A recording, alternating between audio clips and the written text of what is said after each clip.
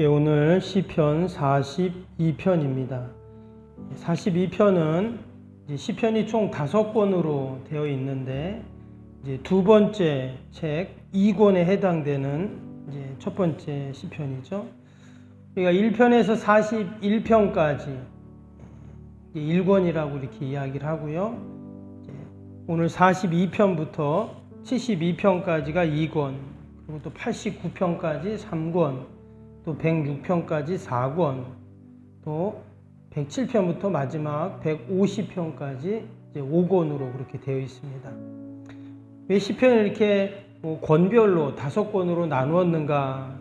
이것은 유대 전통 가운데 모세 오경이 있잖아요. 창세기, 출애굽기, 레위기, 민수기, 신명 이렇게 5권으로 되어 있잖아요. 그것에 기준을 둬서 유대인들이 이제 내용상 또 저자별로 이렇게 구분을 했다 이렇게 이야기를 합니다.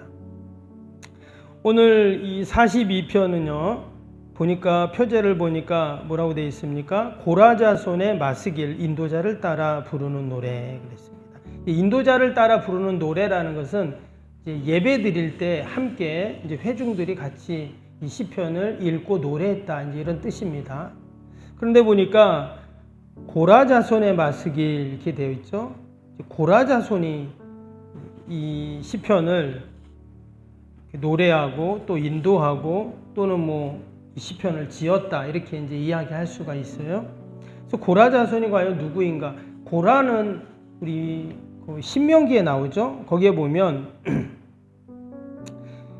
그 광야 때 광야에서 모세를 반역했던 그 사람 중에 한 사람이 고라죠. 근데 그 고라가 그의 자손들이 지금 이 시편을 읽고 시편을 노래하고 시편을 지었다. 지금 이런 얘기를 하고 있습니다. 특별히 고라는 고라 자손들은 다윗 시대 때 찬양을 담당했던 사람들로 알려지고 있습니다. 우리 앞에도 39편이었나요? 거기에 보면 여두둔이 나왔잖아요. 그 여두둔도 이제 다윗 시대 때 찬양을 찬양 대장이었다 이렇게 말씀을 드렸는데 아삽도 나오고 또 고라, 여두둔 이렇게 이 사람들이 당시에 찬양을 담당했던 이제 그런 제사장들이다 이렇게 이제 이야기를 합니다. 이 고라 자손도 이제 대를 이어서 이렇게 또 이제 예배를 섬기고 찬양의 직분을 감당하게 되는데요. 고라 자손의 마스길이라고 했으니까 마스길은 교훈이라는 단어입니다. 그래서 이 시편이 뭔가 신앙적인 교훈을 우리에게 주려고 지은 시다라는 것을 알 수가 있습니다. 오늘 시편은 전반적으로 보면 참 큰 어려움에 처해 있던 이 시편 기자가 하나님 앞에 도움을 구하는 이제 그런 내용으로 되어 있습니다. 특별히 오늘 시편 중에 아주 중요한 한 가지 단어가 있는데 그게 뭐냐면 1절, 2절 한번 볼까요? 1절, 2절 보니까 하나님이여 사슴이 시냇물을 찾기에 갈급한 같이 내 영혼이 주를 찾기에 갈급하나이다. 내 영혼이 하나님 곧 살아계시는 하나님을 갈망하나니 내가 어느 때에 나가서 하나님의 얼굴을 배울까? 지금 이 시편 기자가 어려움 가운데 하나님을 찾고 있는데 어떻게 찾고 있다 그랬어요? 하나님 내가 이렇게 갈급합니다. 이렇게 지금 고백을 하고 있어요. 너무 갈급하다. 그 2번이나 갈급합니다. 또 갈망합니다. 뭐 다 같은 말이죠. 이렇게 얘기를 하고 있습니다. 누구나 어려움을 당하는데 그 어려움이 닥쳤을 때 정말 하나님을 찾고 정말 하나님을 갈망하는 것은 아니죠. 도리어 어떤 사람들은 어려움이 생기고 시험거리가 생기면 그냥 믿음을 저버리고 또 하나님을 떠나는 그런 경우도 또 마음이 강팍해지는 그런 경우도 있습니다. 그러나 여러분 우리가 어려움을 당했을 때 갈급함으로 하나님께 나아간다면 은혜와 축복은 여러분 2배가 되는 줄로 믿습니다. 지난 주일날도 그런 말씀 드렸지만 큰 고난 뒤에는 뭐가 있다고요? 큰 축복이 준비되어 있다 이런 말씀을 드렸죠. 그래서 때로는 그 고난이 나를 힘들게 하고 또 나를 좀 고달프게 하는 것 같지만 우리 믿음의 성도들에게 고난이 없다면 우리가 고난 때문에 사실 더 주님께 나아가거든요. 하나님을 의지하고 오늘 시편 기자도 고난 때문에 더 하나님께 갈급해하는 그 모습이 있습니다. 그래서 때로는 이 고난이 여러분 축복으로 분명히 바뀌는 줄로 믿습니다. 오늘 이 시편 기자 고라는 참 힘든 일을 만났습니다. 어떤 일인가 볼까요? 3절 볼까요? 사람들이 종일 내게 하는 말이 내 하나님이 어디 있느냐 하오니 내 눈물이 주야로 내 음식이 되었도다. 참 얼마나 이 마음이 힘들고 어려웠는지 눈물이 음식이 되었다 그랬어요. 그리고 뭐라 그래요? 사람들이 야, 너가 믿는 하나님이 도대체 어디 있냐? 너가 믿는 하나님은 왜 아무 일도 안 하시냐? 이렇게 말한다는 거예요. 4절도 보면 내가 전에 성의를 지키는 무리와 동행하여 기쁨과 감사의 소리를 내며 그들을 하나님 집으로 인도하였더니 이제 이 일을 기억하고 내 마음이 상하는도다. 지금 이 시편 기자의 그 신앙과 믿음이 그 환경과 여건들, 그 어려움들로 인해서 이렇게 흔들리는 것을 우리가 볼 수가 있어요. 본인은 누구보다 신앙으로 믿음으로 살아가고 있는데 그 신앙과 믿음이 아무런 힘을 발하지 못하는 그런 어떤 상황인 거죠. 주경학자들이 오늘 이 시편 42편을 이제 연구하면서 과연 이 배경이 뭘까 이렇게 이제 생각을 하는데 우리가 앞에서도 나왔지만 다윗이 그 아들 압살롬이 반역을 일으킨 그래서 성에서 도망쳐 나올 때 정말 그 참 참담한 가운데 시를 지었던 것들이 앞에 나왔었죠. 몇 편이 있었는데 그때 다윗을 함께 따라왔던 그 신하들, 부하들 중에 그들 중에 이 고라 자손이 있었다는 거예요. 이 고라 자손들은 보면은 그 레위 지파입니다. 그래서 이제 레위 증손이 이제 고라였죠. 그래서 이 광야에서 아까 말씀드린 것처럼 모세를 반역하면서 반기를 드리면서 하나님의 그 가혹한 심판, 무시무시한 심판을 받게 되죠. 땅이 갈라져 가지고 막 그들을 고라 자손들을 막 다 삼켜버리는데 그래서 이제 이스라엘 백성들에게 있어서 이 고라라는 이름, 고라 자손은 말 그대로 배신자, 이런 낙인이 찍힌 사람들이에요. 그래서 성경에 보면 이 족보가 많이 나오잖아요. 그 말은 뭔 말이냐면 이 이스라엘 사람들은 그 조상, 족보를 되게 중요하게 생각합니다. 우리도 옛날에 뭐 어디 집안이다 뭐 그런 거 있잖아요. 어디 파다. 근데 우리도 그런 걸 중요하게 생각해요. 유대인들은 그걸 너무 중요하게 생각해요. 어디 집하냐, 어디 자손이냐 이런 걸 중요하게 생각해요. 그래서 보면은 누구의 아들, 누구의 손자, 누구의 중손 이렇게 성경에도 그런 말이 많이 써 있잖아요. 그게 뭐냐면 중요하게 생각했다는 거거든요. 근데 우리 조상이 고라예요. 그럼 어때요? 그러면 아무것도 못하는 거예요. 손가락질 받고. 지금 고라 자손들이 그런 겁니다. 그런데 그 고라 자손이 당시에 고라의 아들들이 다 죽은 것이 아니라 그 심판에서 벗어난 자들이 있었습니다. 그래서 그의 자녀손들이 계속 이제 나오게 되는데 그러면 그 고라 자손들은 어떤 생각을 할까요? 뭐 조상에 대해서 안 좋게 생각할 수도 있지만 어떻게 하든지 우리 가문의 명예를 다시 회복해야 된다라는 마음을 가졌겠죠. 그래서 그들이 누구보다 하나님의 영광을 위해서 열심히 살게 됩니다. 그것을 알 수 있는 게 지금 이런 시편을 기록하고 있잖아요. 그들이 성전에서 누구보다 열심히 찬양의 사역을 감당하고 예배를 섬기는 그런 사람들이 되었다는 겁니다. 그런데 다윗 시대 때 다윗이 사울을 피해 도망 다닐 때 또 그 아들 압살롬이 반역을 일으켜서 또 다윗이 도망칠 때 어떻게 했다고요? 다윗의 수하로 들어가서 다윗의 편이 되어 주었다는 거예요. 다윗이 위기를 만났을 때 다윗을 보호해주고 그 왕위를 지켜주었던 사람들 중에 이 고라 자손들이 있었습니다. 그 조상들은 하나님이 세운 지도자 그 모세를 반역해서 그런 무시무시한 심판을 받았지만 자신들은 자신들이 섬기는 그 지도자를 배신할 수 없었다는 거예요. 그래서 도망가는 다윗의 편에 서서 그 왕이 눈물을 흘리는 것을 보면서 함께 다윗과 함께 주었던 그런 사람들이 바로 그 고라 자손들이었어요.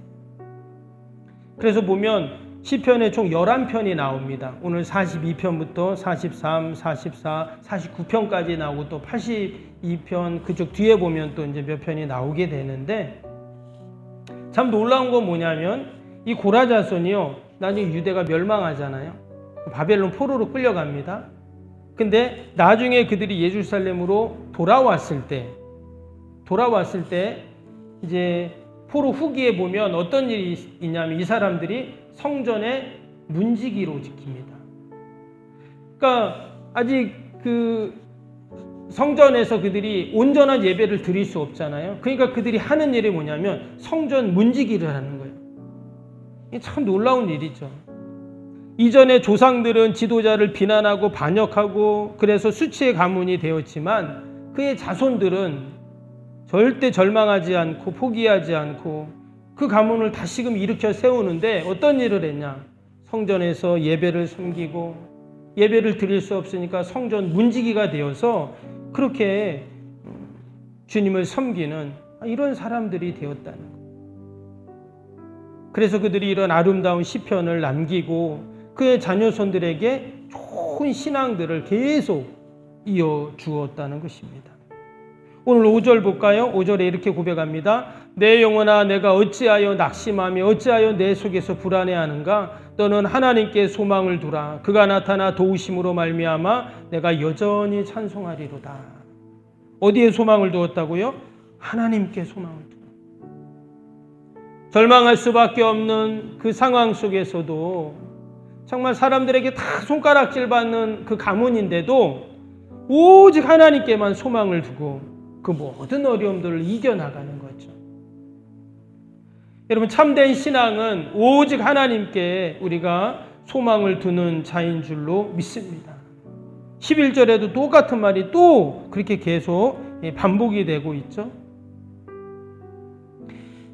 여러분 하나님께 소망을 둘 때 반드시 하나님이 도와주시고 또 하나님이 함께 하시는 줄로 믿습니다. 우리가 오늘 이 시편 기자 고라 자손의 시편을 보면서 정말 과연 우리는 무엇을 바라봐야 될까? 오늘 1절 2절 다시 한번 읽어봅니다. 1절 2절 보시면 하나님이여 사심이 시냇 물을 찾아 갈급한 같이 내 영혼이 주를 찾기에 갈급하나이다. 내 영혼이 하나님 곧 살아계신 하나님을 갈망하나니 내가 어느 때에 나가서 하나님의 얼굴을 배울까? 우리가 시편을 읽으면서 계속 느끼는 게 있다고 했죠? 우리 시선을 어디로 향한다고요? 하나님께로 향한다 그랬죠. 이 시편은 우리로 하여금 내가 지금 처해 있는 환경, 또 그런 상황, 어려움들, 야 이거 어떻게 하지? 하는 그곳으로부터 우리의 시선을 딱 하늘로 향하게 해요. 계속. 그게 시편의 주제입니다. 땅만 바라보지 말고 하늘을 좀 바라봐라는 거예요. 하나님을 바라봐라. 지금 이 시편 기자도 뭐라고요? 어느 때까지 내가 하나님의 얼굴을 배울까? 그러니까 지금 하나님의 얼굴을 계속 지금 향하고 있는 것이죠. 여러분 오늘도 우리의 시선이 세상이 아닌 땅이 아닌 하늘을 향하고 우리가 하나님께로 향하기를 축복합니다. 하나님께 소망을 둘 때 하나님이 반드시 우리를 도와주시고 놀라운 구원의 역사로 또 예비하신 은혜와 축복으로 함께 하실 줄로 믿습니다. 우리 화요일 기도 또 주신 말씀 생각하면서 기도하겠습니다. 화요일 기도입니다. 시공과 관련한 모든 인허가 절차가 순조롭게 진행되게 하옵소서. 아멘. 건축위원과 설계미 시공사 간에 원활한 소통이 이루어지게 하옵소서. 아멘. 공사기간 동안 날씨와 모든 환경을 주장하셔서 공정에 차질이 없게 하옵소서. 아멘. 지역 주민들에게 불편함을 끼치지 않는 안전한 공법으로 건축되게 하옵소서. 아멘.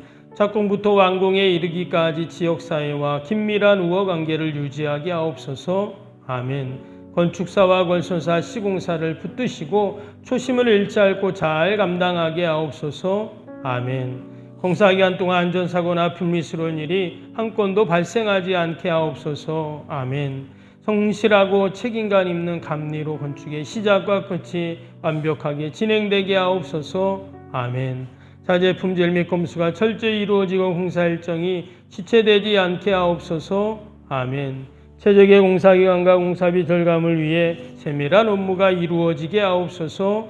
아멘. 꼼꼼한 업무로 불필요한 비용 발생을 원천적으로 차단하게 하옵소서. 아멘. 건축에 필요한 모든 재정이 시기적절하게 잘 채워지게 하옵소서. 아멘. 입당에 이르기까지 모든 건축 과정의 재정의 집행이 어려움 없게 하옵소서. 아멘. 헌금을 약종하고 드리는 성도들에게 복을 주셔서 간증이 넘치게 하옵소서. 아멘. 건축으로 인해 교회 사역이 위축되지 않도록 풍성한 재정으로 채워 주옵소서. 아멘. 예수님의 이름으로 기도합니다. 아멘.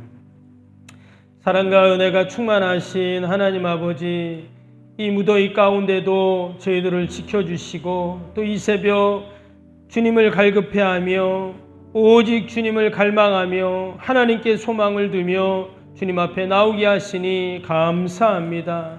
아버지, 우리가 시편 기자들처럼 세상을 바라보고 땅을 바라보는 자가 아니라 오직 고개를 들고 하늘을 보고 하나님을 보는 저희들이 되게 하여 주옵소서. 어떤 어려움과 환경 속에서도 우리가 주님께 소망을 둘 때 주님 반드시 이루어 주시고 도와주시고 함께 하실 줄로 믿습니다. 그러나 믿음을 갖고 이 새벽에도 또 나라 민족과 교회와 이웃과 또 우리 사랑하는 자녀들 하나님 다 올려드릴 때 하나님 도우시고 함께하여 주옵소서.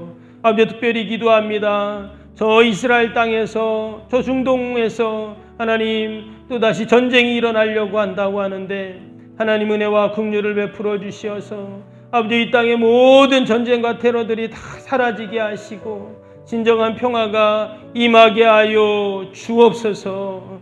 하나님, 저 북녘의 우리 믿음의 동포들 불쌍히 긍휼히 여겨주시고 아버지, 저 북녘의 어둠의 영들이 다 물러가게 하시고 하루속히 복음으로 남북이 하나 되고 마음껏 하나님을 찬양하고 예배하는 날이 속히 오게 하여 주옵소서. 하나님, 오늘도 이 무더위 가운데 지치지 않게 하시고 우리 어르신들, 환우들, 우리 어린 생명들 늘 돌봐주시어서 날마다 강건케 하시고 회복의 은혜를 더하여 주옵소서. 오늘도 우리의 모든 기도의 제목, 마음의 소원들 들으시고 응답하여 주실 줄로 믿습니다. 특별히 우리 중고등부 아이들 지금 수련회 참석하는 가운데 있는데 아버지, 우리 아이들이 꼭 예수님 만나게 하시고 이 무더위 가운데 하나님 은혜 받고 하나님 큰 꿈과 비전을 갖고 주님교회 기둥 같은 일꾼들이 되고 한국교회를 살리는 아이들이 되고 하나님 영광 돌리는 우리의 복된 자녀들 다 되게 하여 주옵소서. 예수님의 이름으로 기도하옵나이다.